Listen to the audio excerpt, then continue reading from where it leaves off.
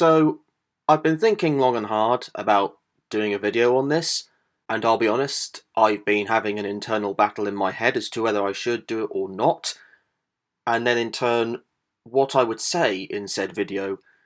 I will though make a couple of things abundantly clear right from the very start. Firstly, this is very much a one-off video on this channel, as I'll be potentially switching any gaming stuff I do onto a second channel. So no, this channel isn't turning into a gaming one, which a lot of my regular viewers are probably fairly glad to hear. Then secondly, I'm not doing this in any way to completely lambast the people who are working on the Forza game. There are only a couple of reasons as to why I'm doing this. Partly because I'll find this somewhat cathartic, but mostly it's because I care. And I do care particularly deeply about the Forza franchise. Ever since I got a Xbox 360 and bought Forza Motorsport 3, I've purchased all the console-based Forza games after that. It is the racing game that I felt the greatest connection to, which sounds really odd to think about with a game. I of course enjoy other titles, but Forza is the title that particularly spurred on my interest for playing racing games. And in turn, a good racing game is what helps new people become enthusiastic about cars and motorsport, which I care even more passionately about. So for me, I was really looking forward to what the new Forza would be like after 6 years of development, eagerly anticipating its release. But like I touched on earlier, what I'm about to say is not in any way me lambasting the Forza team.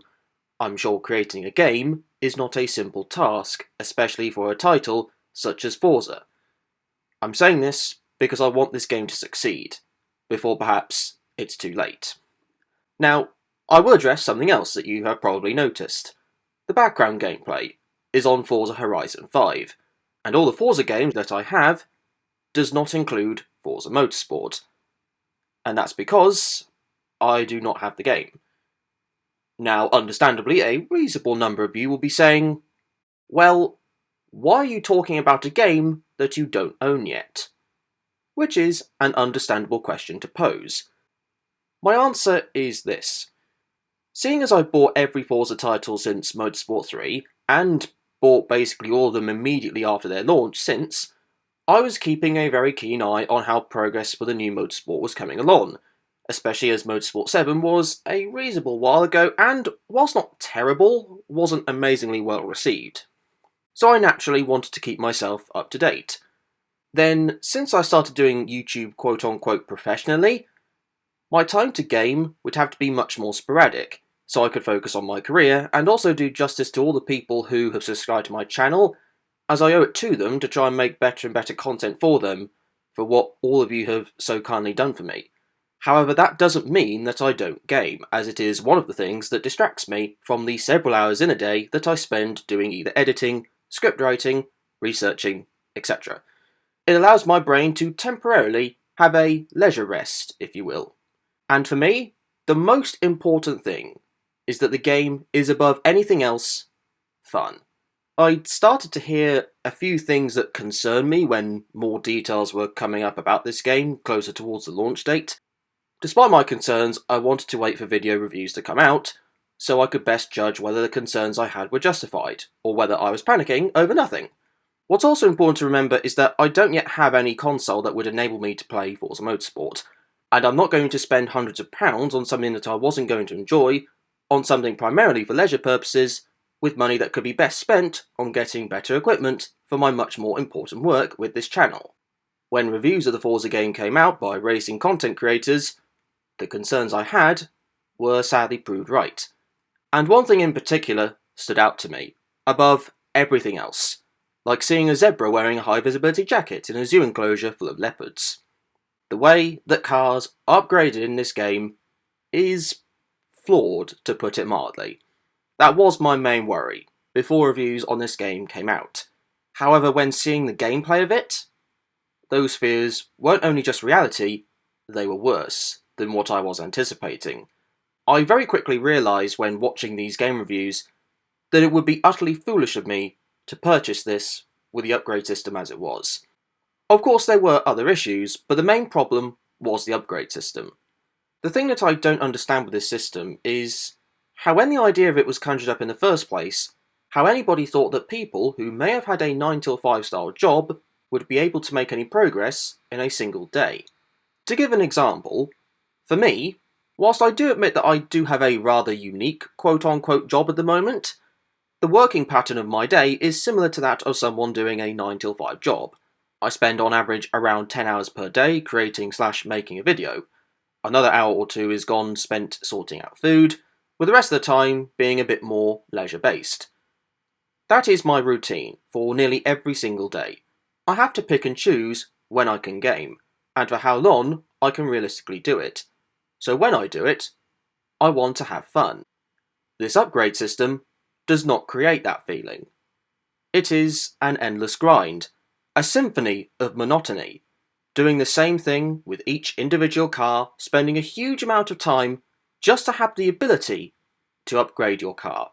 In other Forza games, so long as you had the game currency to do so, you could put whatever upgrades you wanted, whenever you wanted. A freedom to be able to make your cars your own. Now, one argument that I sometimes get seen brought up by people is that this system makes you bond with your car more, as you go on a journey from making it a bone stock hatchback or saloon or whatever it is, to gradually become something that epitomises your personality on a car, and in turn is something that you can feel proud about when you do accomplish getting all the possible upgrades to your car. For me, in every other Forza game that I played that had the more traditional systems in place, I have been able to form a bond with certain cars relatively quickly. It can sometimes be as soon as I've completed half a lap of a circuit. The reason being is that after I put the upgrades onto a car to make it do what I think suits my driving style, I massively enjoy driving said car. That then means I will drive that car more, and I'll use it in more races.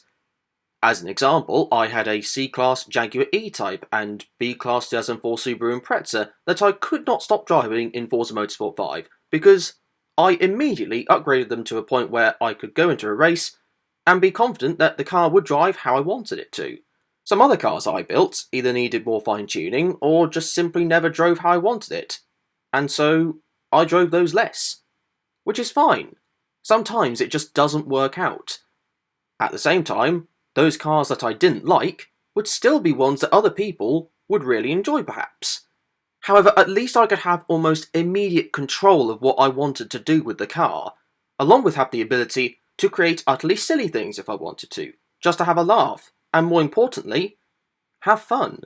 With this system, if you spent the last hour and a half driving, getting to the point where you may be able to have the option of getting all the upgrades possible for said car, and you put the upgrades on, and for whatever reason, no matter what you put on it, makes it either competitive or handle in a way that will allow you to extract speed from the car, then ultimately, all that time you spent driving a standard car was practically for nothing. In fact, if anything, instead of bonding more with your car, it might actually make you hate it more, because now all you have is nothing but bad memories of trying to get this car to be something you enjoyed driving, but couldn't ever find. With the old system, it would have taken you much less time to give up on a car, and you'd be able to look at the vast variety of cars that Forza has, and try out something else. This isn't something that I would describe as fun, and considering the amount of videos I've seen of people saying that they don't like the system, it seems as though other people are thinking the same thing. There might be some of you who will be saying, well, if you don't have time to upgrade the cars yourself, why not use the AI by turning all the assists on? Now, I believe this has been altered recently so that you can't do this anymore, or at the very least as easily as you could before. However, prior to those changes, could I, or indeed anyone for that matter, use the AI to make progress? Sure. However, for me, it just doesn't feel right to do. There's no punishment per se for doing it, but I prefer to play games in the way that they were intended, and if an aspect of the game is being criticised by a fair amount of people and is harming their enjoyment of the game, then I just won't purchase it. And that's also not taking into account the amount of time your Xbox or PC will be on, wasting electricity whilst you're not actually playing the game. The other argument that has often cropped up is that Forza has had an issue with game progression and that this system helps in that department. Now, I'm aware that Forza games have been quite open in the past as to how you're able to acquire cars, quite easily, almost as though you're being spoon-fed cars every couple of hours or so. And sure, I'm aware that people would like acquiring cars to be a bit more challenging. If you have that view, then I hold nothing against you. If that's how you want a game to be, then I completely respect your view. All I'm going to say is that in Forza Motorsport 4 and Forza Motorsport 6, where cars were fairly easy to buy, I don't see many people complaining about those games. Motorsport 4 in particular is hugely popular amongst the racing game community. Seeing how popular those games were, what's wrong with just putting those systems into the following title? Some may see it as a game title not evolving or lacking creativity, not being able to come up with any new or interesting ideas. However, if no one had an issue with those games in the first place, why change some of the things that the majority of people really enjoyed? Maybe there is a reason that they were so revered. Perhaps they made the best system out there for progression and enjoyment. I know it's an overused saying, but if it ain't broke, don't fix it. Also, like I've said before, a game for me has to be fun. If all the cars and upgrades are obtainable right from the very first moment you load up the game, then that's fine with me. If I want to play a serious racing game, I'd be playing something like Assetto Corsa Competizione. If I wanted to play a racing game that wasn't so serious, I'd be playing something like Wreckfest.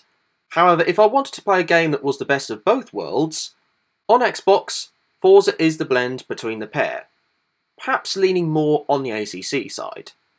With Forza, if you want to have a serious race, you can. If you want to have a silly race, you can. However, if you want to have a race with silly vehicles but with sensible rules, you can. And if you want to have a race with sensible vehicles but silly rules, you also can. That is the ultimate beauty of the Forza Motorsport franchise. You can have all sorts of racing with all sorts of vehicle types. The sort that no other racing game does. Yet it feels like this upgrade system is, whether intentionally or unintentionally, hiding this wonderfully unique aspect of the game, and in turn is hiding a lot of the fun that can be had from this game. However, the ultimate kicker for me is how, out of every Forza title that has been made, the actual racing experience seems the best it has ever been for this franchise. Now, of course, this is a good thing, but for me, that just makes it all the more demoralising. Once you get round to having all the upgrade options and participate in the races, it looks fantastic. It's just an enormous shame that this massive hurdle is put in the way of you. But then, there's the wider aspect of this, which is the most soul-destroying for me. If I was to look at this from an entirely selfish point of view, then the sadness aspect would be that with this upgrade system in place, and with how much time I can spend playing games for leisure, it doesn't make any sense for me to buy this game, in the current state that it's in right now. Oh boo-hoo, you're probably saying. But then I think about what a game, and perhaps to be more precise, an upgrade system, does to the racing and car industry. The terrible fear that I have is that casual people who have played this game and have experienced the upgrade system, and are perhaps playing this as their first racing game, will never play a racing game again, and in turn will not be interested in cars or motorsport, because their experience of this game almost alienates them from becoming car or racing fanatics. They'll then in turn spread the word to their friends, and the knock-on effect that that has. And when bearing in mind how big the Forza franchise is, and how that is possibly one of the first racing games that a person will play along with Gran Turismo, if the game is putting off casual racing / car people, then the industry and indeed the fanbase of cars and racing suffers. And this upgrade system is even seeming to be putting off long-term hardcore racing lovers. And this really hurts, because if you watch this channel a lot, then you'll know how much this sport matters to me. And anything that may damage the growth that this industry has, particularly on younger people, is something that I find difficult to take. Especially where there is the basis for an incredible game here. I know that that might be a fairly extreme view, you might argue, but you can't argue the good intentions that I have for saying what I've said so far. I am very well aware that this video isn't going to make one iota of difference in the chances of the upgrade system being changed. I'm well aware that I have probably wasted myself and you a lot of your time. A video like this, no matter the intentions, is basically futile in the upgrade system getting changed. I hope in the future that this system is changed, because the foundations for it are there. Alas, I fear that all the hard work over 6 years to rekindle this giant of a racing game franchise is going to go for nothing, because eventually, I fear that the potential this game has will never be fully realised. Or perhaps, even worse, the game's potential will be fully unlocked, but the people playing it will be a fraction of who initially played it when it first came out. On that rather, shall we say, dispiriting note, however, that is going to be it for this video. Like I said earlier, this sort of gaming video is a one-off, plus I don't like to make these sort of videos anyway. I just felt like I had to say them because it's been bothering me for a couple of months, and above anything else, I want this game to succeed. And even if it means doing rather melancholic videos like this, to at least say my opinion and get them off my chest, then fair enough. Also, you don't have to agree with me. I fully respect if you have a differing view, and I encourage anyone who has whatever opinion they have, agreeing or disagreeing with my thoughts, to say them in the comment section. Until the next video though, be kind to each other, and enjoy the rest of your day.